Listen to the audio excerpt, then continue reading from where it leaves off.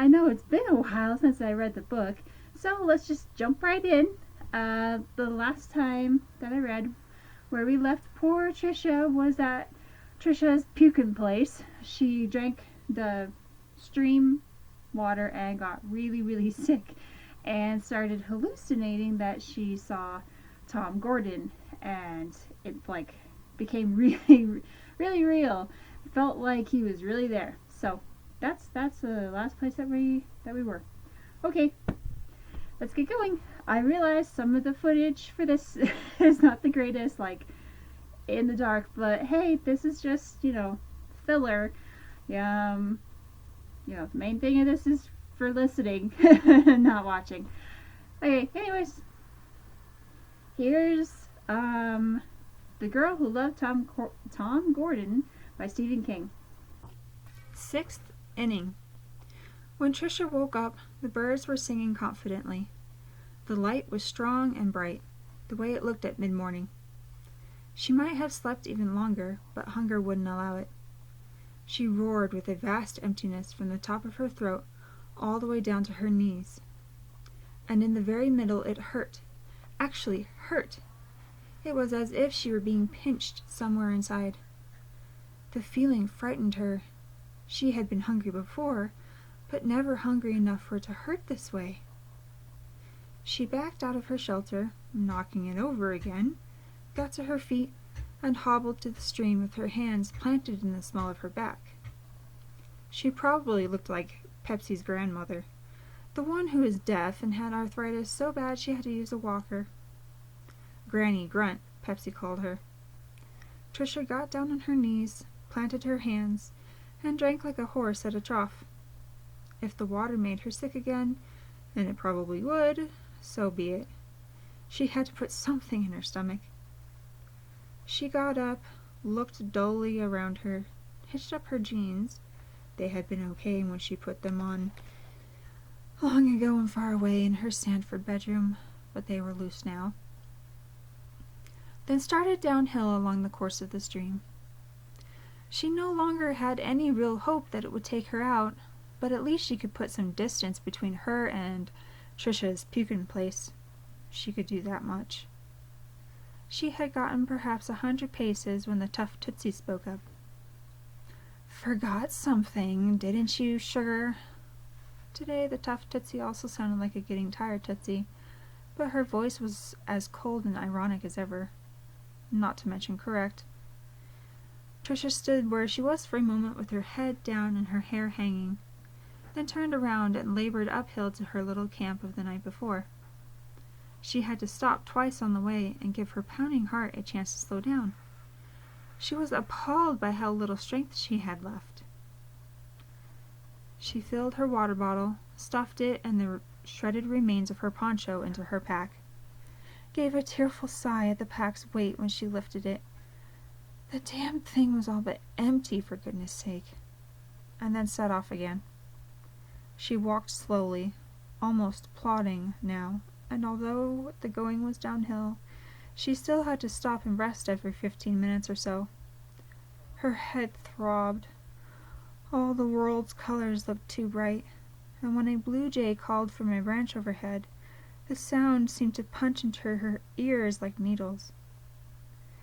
She pretended Tom Gordon was with her, keeping her company, and then after a while she didn't have to pretend anymore.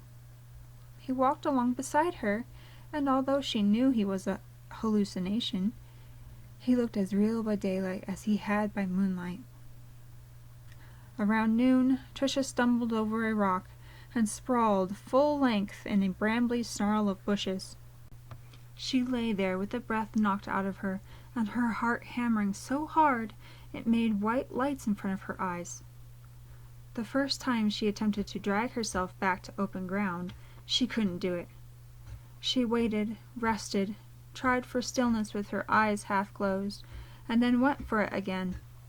This time she pulled herself free, but when she tried to get up, her legs wouldn't support her.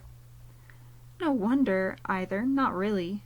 Over the last 48 hours she'd had nothing to eat but a hard-boiled egg, a tuna sandwich, 2 Twinkies, and a few fiddleheads.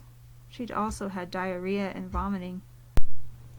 "I'm going to die, Tom, aren't I?" she asked. Her voice was calm, lucid. There was no answer. Tricia raised her head and looked around. Number 36 was gone. Tricia dragged herself over to the stream and had a drink. The water didn't seem to be bothering her stomach and bowels anymore. She didn't know if that meant she was getting used to it, or just that her body had given up trying to rid itself of the bad stuff, the impurities. Tricia sat up, wiped her dripping mouth, and looked northwest, along the course of the stream. The terrain up ahead was moderating, and the old forest seemed to be changing once again.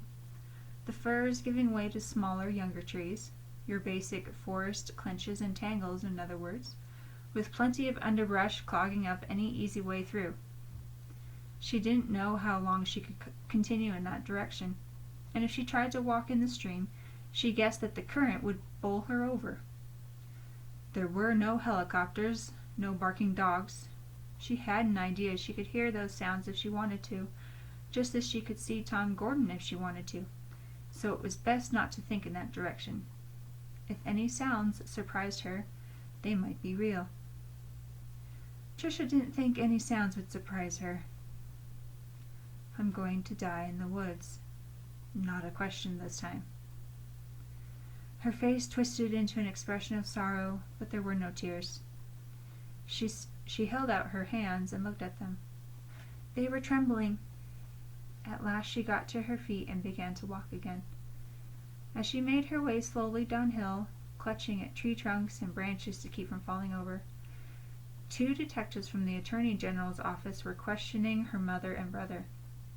Later that afternoon, a psychiatrist who worked with the state police would try to hypnotize them, and with Pete, he would succeed. The focus of their questions had to do with pulling into the parking lot on Saturday morning and getting ready to hike. Had they seen a blue van? Had they seen a man with blonde hair and eyeglasses? "Dear Christ," Quilla said, finally giving in to the tears she had until now largely held off. "Dear Christ, you think my baby was kidnapped, don't you? Snatched from behind us while we were arguing."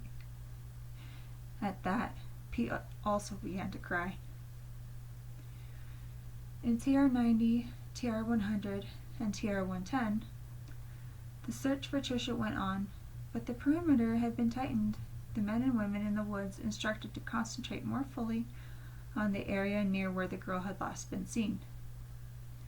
The searchers were now looking more for the girl's effects than for the girl herself. Her pack, her poncho, articles of her clothing, not her panties though. The AG's men and the state police detectives were pretty sure no one would find those. Guys like Mazzaroli usually kept their victims' undergarments, holding onto them long after the bodies had been tossed into ditches or stuffed into culverts. Tricia McFarland, who had never seen Francis Raymond Mazzaroli in her life, was now 30 miles beyond the northwest perimeter of the new, tighter search area. The Maine state guides and Forest Service's game wardens would have found this difficult to believe, even without the false tip to distract them, but it was true. She was no longer in Maine. At around 3 o'clock that Monday afternoon, she crossed over into New Hampshire. It was an hour or so after that when Tricia saw the bushes near a stand of beech trees not far from the stream. She walked toward them, not daring to believe even when she saw the bright red berries. Hadn't she just told herself that she could see things and hear them if she wanted to badly enough? True, but she'd also told herself that if she was surprised, the things she saw and heard might be real. Another 4 steps convinced her that the bushes were real. The bushes and the lush freight of checkerberries hanging all over them like tiny apples. "Berries, ho!"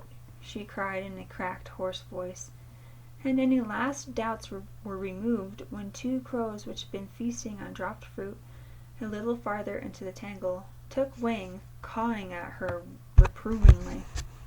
Tricia meant to walk, but found herself running instead. When she reached the bushes, she stopped on her heels, breathing hard, her cheeks flushed in thin lines of color. She reached out with her filthy hands, then pulled them back, still convinced on some level that when she tried to touch, her fingers would go right through. The bushes would shimmer like a special effect in a movie, one of Pete's beloved morphs. And then they would show themselves for what they really were, just more tangles of cruddy brown brambles, ready to drink as much of her blood as they could, while it was still warm and flowing. "No," she said, and reached forward. For a moment she still wasn't sure, and then... the checkerberries were small and soft under her fingertips. She squashed the first one she picked. It spurted droplets of red juice onto her skin, and made her think of once when she had been watching her father shave and he had nicked himself. She raised her finger with the droplets on it, and a little scrap of deflated berry skin, to her mouth and put it between her lips. The taste was tangy sweet, reminding her not of tea-berry gum, but of cran-apple juice, just poured from a bottle kept cold in the refrigerator. The taste made her cry, but she wasn't aware of the tears spilling down her cheeks. She was already reaching for more berries, stripping them from the leaves in sticky, bleeding bunches, cramming them into her mouth, hardly chewing, simply swallowing them and groping for more. Her body opened itself to the berries, basked in their sugary arrival. She felt this happen, was totally down with it, as Pepsi might have said. Her thinking self seemed far away, watching it all. She harvested the berries from their branches, closing her hand around whole clumps of them and pulling them off. Her fingers turned red, her palms, so in very short order did her mouth. As she pushed deeper into the bushes, she began to look like a girl who had been in a nasty cutting scrape and needed a quick patch-up in the nearest emergency room.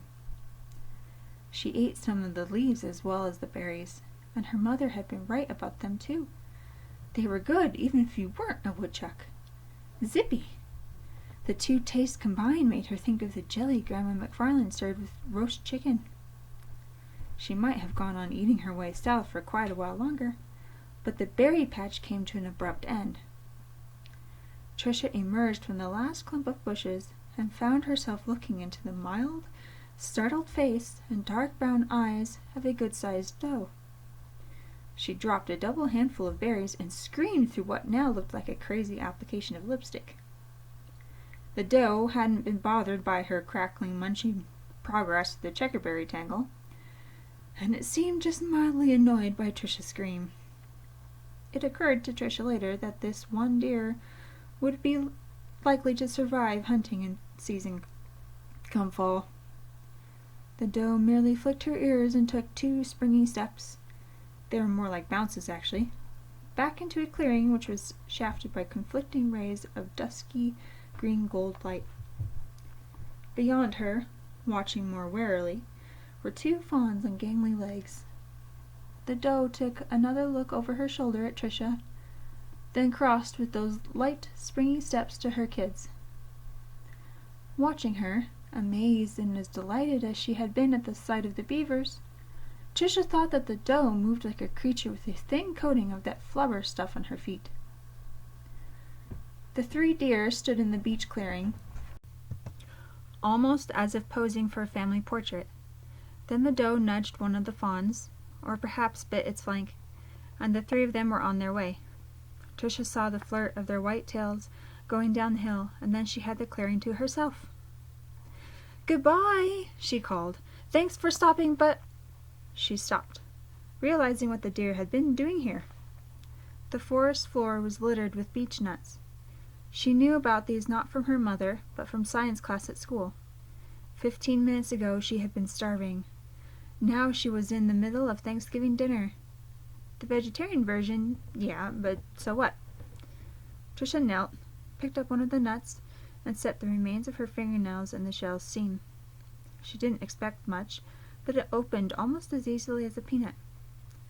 The shell was the size of a knuckle, the nut meat a little bigger than a sunflower seed. She tried it, a bit dubious, but it was good. In its own way, it was as good as the checkerberries, and her body seemed to want it in a different way. The worst of her hunger had been satisfied by the berries.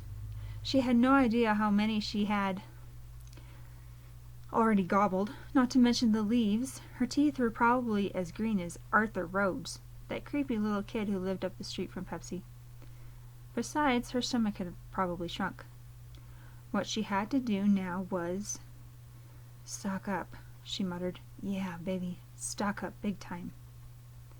She unshouldered her pack, aware of how radically her energy level had rebounded already.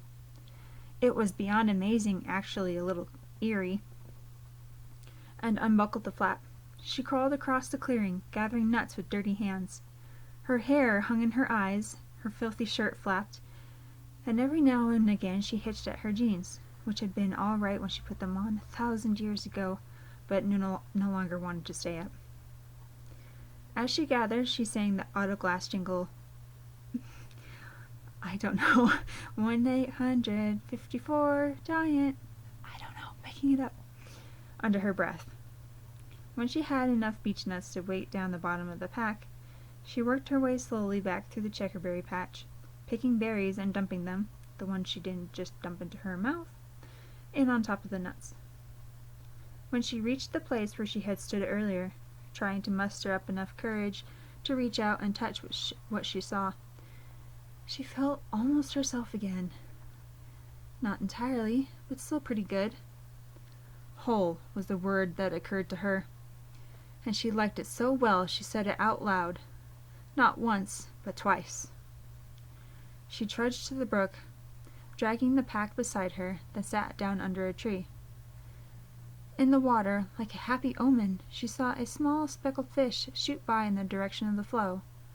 A baby trout, perhaps. Tricia sat where she was for a moment, turning her face up to the sun and closing her eyes. Then she dragged her pack into her lap and put her hand inside, mixing the berries and nuts together. Doing this made her think of Uncle Scrooge McDuck playing around in his money vault, and she laughed delightedly. The image was absurd and perfect at the same time.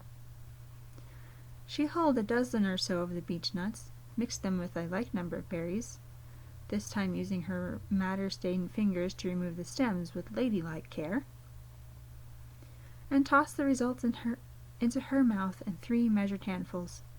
Dessert. The taste was heavenly, like one of those trail mix breakfast cereals her mother always ate. And when Tricia had finished the last handful, she realized she wasn't just full, but gorged. She didn't know how long the feeling would last. Probably nuts and berries were like Chinese food. They filled you up, and an hour later you were hungry again. But right now her midsection felt like an overloaded Christmas stocking. It was wonderful to be full. She had lived 9 years without knowing that, and she hoped she would never forget. It was wonderful to be full.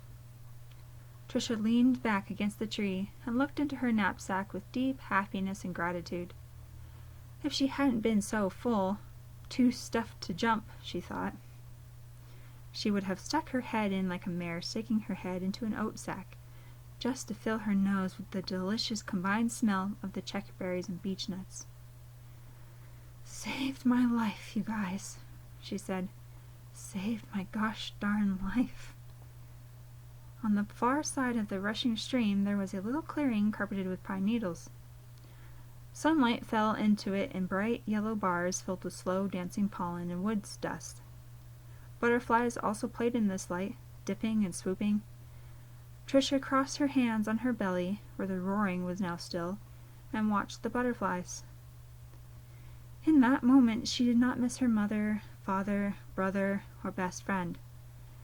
In that moment she did not even want to go home, although she ached all over and her butt stung and itched and chafed when she walked. In that moment she was at peace, and more than at peace. She was experiencing her life's greatest contentment. If I get out of this, I'll never be able to tell them, she thought. She watched the butterflies on the other side of the stream, her eyelids drooping. There were 2 white ones. The third one was velvety dark, brown, or maybe black. Tell them what, sugar? It was the tough Tootsie, but for once she didn't sound cold, only curious. What there really is. How simple. Just to eat. Why, just to have something to eat, and then to be full afterward. The sub-audible, Tricia said. She watched the butterflies, 2 white and 1 dark, all 3 dipping and darting in the afternoon sun. She thought of little black Sambo up in the tree, the tigers running around down below and wearing his fine new clothes, running and running until they melted and turned into butter, into what her dad called ghee. Her right hand came unlaced from her left, rolled over, and thumped palm up to the ground. It seemed like too much work to put it back, and so Tricia let it stay where it was. The sub-audible what, sugar? What about it? Well, Tricia said in a slow, sleepy, considering voice, it's not like that's nothing, is it?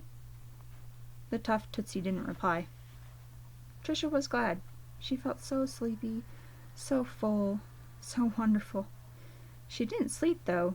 Even later, when she knew she must have slept, it didn't seem as if she had. She remembered thinking about her dad's backyard, behind the newer, smaller house, how the grass needed cutting and the lawn dwarves looked sly, as if they knew something you didn't, and about how Dad had started to look sad and old to her, with that smell of beer always coming out of his pores. Life could be very sad, it seemed to her, and mostly it was what it could be. People may believe that it wasn't, and they lied to their kids. No movie or television program she had ever seen had prepared her for losing her balance and plopping back into her own crap, for instance, so as not to scare them or bum them out. But yeah, it could be sad. The world had teeth, and it could bite you with them any time it wanted. She knew that now. She was only 9, but she knew it, and she thought that she could accept it. She was almost 10 after all, and big for her age. I don't know why we have to pay for what you guys did wrong.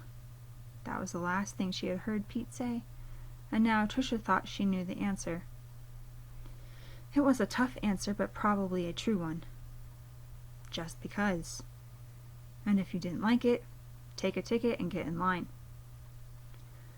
Tricia guessed that in a lot of ways she was older than Pete now. She looked downstream and saw that another stream came pouring into hers about 40 yards from where she was sitting. It came over the bank in a spraying little waterfall. Good deal. This was the way it was supposed to work. This second stream she had found would get bigger and bigger. This one would lead her to people. She shifted her eyes back to the little clearing on the other side of the stream, and 3 people were standing there, looking at her. At least, she assumed they were looking at her. Tricia couldn't see their faces. Their feet either. They wore long robes, like the priests in those movies about days of old. In days of old, when knights were bold, and ladies showed their fannies, Pepsi Robichaux sometimes sang when she jumped rope. The hems of these robes puddled on the clearing's carpet of needles. Their hoods were up, hiding the faces within. Tricia looked across the stream at them, a little startled, but not really afraid. Not then. 2 of the robes were white. The one worn by the figure in the middle was black. Who are you? Tricia asked. She tried to sit up a little straighter and found she couldn't. She was too full of food. For the first time in her life, she felt as if she had been drugged with food. Will you help me? I'm lost. I've been lost for... She couldn't remember. Was it 2 days or 3? For a long time. Will you please help me? They didn't answer. Only stood there looking at her. She assumed they were looking at her anyway. And that was when Trisha began to feel afraid. They had crossed their arms on their chests, and you couldn't even see their hands because the long sleeves of their robes flowed over them. Who are you? Tell me who you are. The one on the left stepped forward, and when he reached up to his hood, his white sleeves fell away from long white fingers. He pushed the hood back and revealed an intelligent, if rather horsey, face with a receding chin. He looked like Mr. Bork, the science teacher at Sanford Elementary, who had taught them about the plants and animals of northern New England, including, of course, the world-famous beechnut. Most of the boys and some of the girls, Pepsi, for instance, called him Bork the Dork.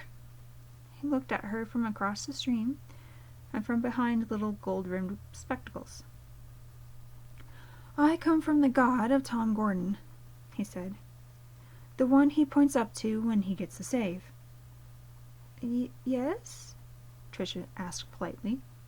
She wasn't sure she trusted this guy. If he'd said he was the god of Tom Gordon, she knew damned well she wouldn't have trusted him. She could believe a lot of things, but not that God looked like her 4th grade science teacher. That's very interesting. He can't help you, Bork the Dork said. There's a lot going on today. There's been an earthquake in Japan, for instance. A bad one. As a rule, he doesn't intervene in human affairs anyway. Although I must admit, he is a sports fan. Not necessarily a Red Sox fan, however. He stepped back and raised his hood. After a moment, the other white robe, the one on the right, stepped forward, as Trisha had known he would. These things had a certain form to them, after all. 3 wishes, 3 trips up the beanstalk, 3 sisters, 3 chances to guess the evil dwarf's name, not to mention 3 deer in the woods eating beechnuts. Am I dreaming? She asked herself, and reached up to touch the wasp sting on her left cheekbone. It was there, and although the swelling had gone down some, touching it still hurt. Not a dream.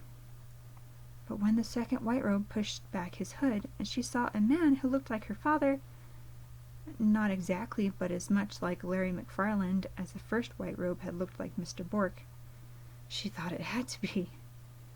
If so, it was like no other dream she'd ever had. Don't tell me, Trisha said. You come from the sub-audible, right? Actually, I am the sub-audible, the man who looked like her father said apologetically. I had to take the shape of someone you know in order to appear, because I'm actually quite weak. I can't do anything for you, Trisha. Sorry. Are you drunk? Trisha asked, suddenly angry. You are, aren't you? I can smell it from here. Boy. The sub-audible guy gave her a shamefaced little smile, said nothing, stepped back, and raised his hood. Now the figure in the black robe stepped forward. Trisha felt sudden terror. No, she said. Not you. She tried to get up and still couldn't move. Not you. Go away. Give me a break. But the black-clad arms rose, falling away from yellow-white claws. The claws that had left the marks on the trees. The claws that had torn off the deer's head and then ripped its body apart. No, Trisha whispered. No, don't. Please. I don't want to see. The black robe paid no attention. It pushed back its hood. There was no face there, only a misshapen head made of wasps. They crawled over each other, jostling and buzzing. As they moved, Trisha saw disturbing ripples of human feature, an empty eye, a smiling mouth. The head hummed as the flies had hummed on the deer's ragged neck. It hummed as though the creature in the black robe had a motor for a brain. I come from the thing in the woods, the black robe said in a buzzing, inhuman voice. He sounded to Trisha like that guy on the radio who told you not to smoke, the one who had lost his vocal cords in a cancer operation and had to talk through a gadget he held to his throat. I come from the God of the lost. It has been watching you. It has been waiting for you. It is your miracle, and you are its. Go away! Trisha tried to yell this, but only a husky, whining whisper actually came out. The world is a worst-case scenario, and I'm afraid all you sense is true, said the buzzing wasp voice. Its claws raked slowly down the side of its head, goring through its insect flesh and revealing the shining bone beneath. The skin of the world is woven of stingers, a fact you have now learned for yourself. Beneath there is nothing but bone in the God we share. This is persuasive, do you agree? Terrified, crying, Trisha looked away, looked back down the stream. She found that when she wasn't looking at the hideous wasp priest, she could move a little. She raised her hands to her cheeks, wiped away her tears, then looked back. I don't believe you! I don't... The wasp priest was gone. All of them were gone. There were only butterflies dancing in the air across the stream. 8 or 9 now instead of just 3. All different colors instead of just white and black. And the light was different. It had begun to take on a gold-orange hue. 2 hours had gone by at least, probably more like 3. So she had slept. It was all a dream, as they said in the stories. But she couldn't remember going to sleep no matter how hard she tried. Couldn't remember any break in her chain of consciousness at all. And it hadn't felt like a dream. An idea occurred to Trisha then, one which was simultaneously frightening and oddly comforting. Perhaps the nuts and berries had gotten her high as well as feeding her. She knew there were mushrooms that could get you high, that sometimes kids ate pieces of them to get off, and if mushrooms could do that, why not checkerberries? Or the leaves, she said. Maybe it was the leaves. I bet it was. Okay, no more of them, zippy or not. Trisha got up, grimaced as a cramp pulled at her belly, and bent over. She passed gas and felt better. Then she went to the stream, spotted a couple of good-sized rocks sticking out of the water, and used them to hop across.